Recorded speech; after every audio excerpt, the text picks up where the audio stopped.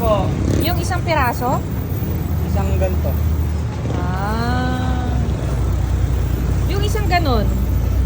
Depende po sa grams, ma'am. Oh. Piso per gram. Ito ano to? Ano po siya? Chicken skin. Oh, ang galing. Ito ano to? 25 po.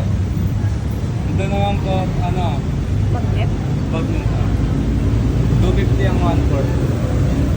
Sarap ba yan? Opo, ma'am. Sobra. Talaga? Opo, ma'am.